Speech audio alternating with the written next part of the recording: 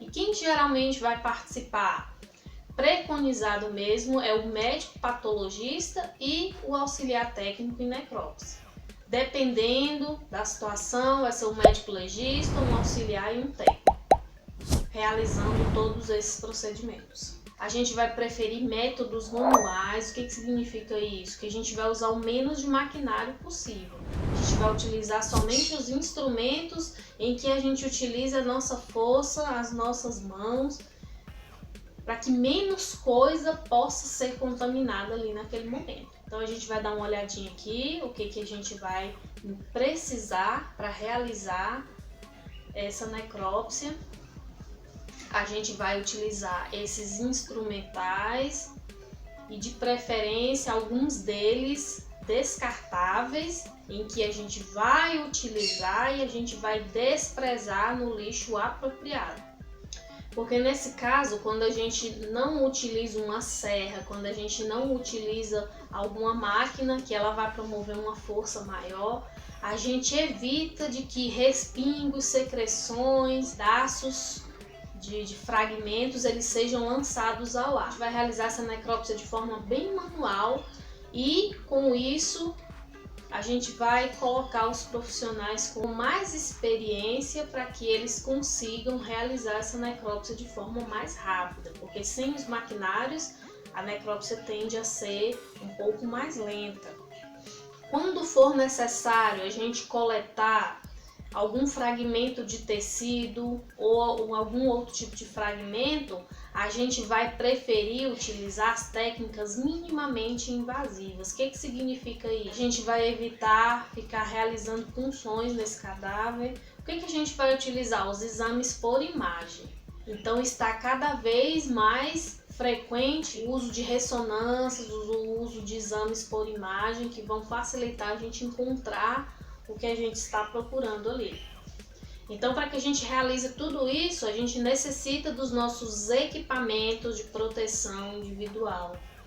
Equipamento de proteção individual, nosso EPI. Para quem quer atuar nessa área, não pode esquecer de forma nenhuma como que vai se proteger diante de todas essas condições de mexer, de trabalhar com cadáveres, com restos biológicos e com peças anatômicas.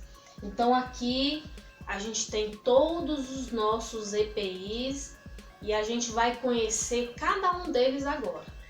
Então a gente vai ter as nossas luvas cirúrgicas, tá? Elas são luvas em que a gente precisa.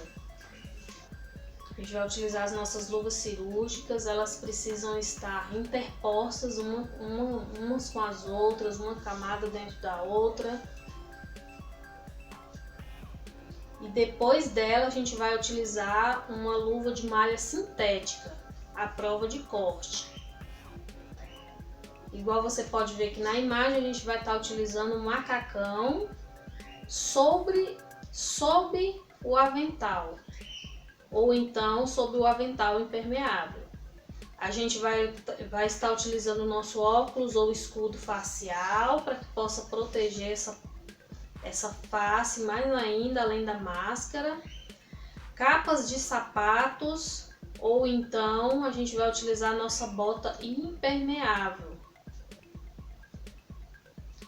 A máscara N95 ou superior a ela, que são os protetores faciais. Dependendo, a gente vai estar utilizando outros modelos com uma proteção muito maior do que 95%.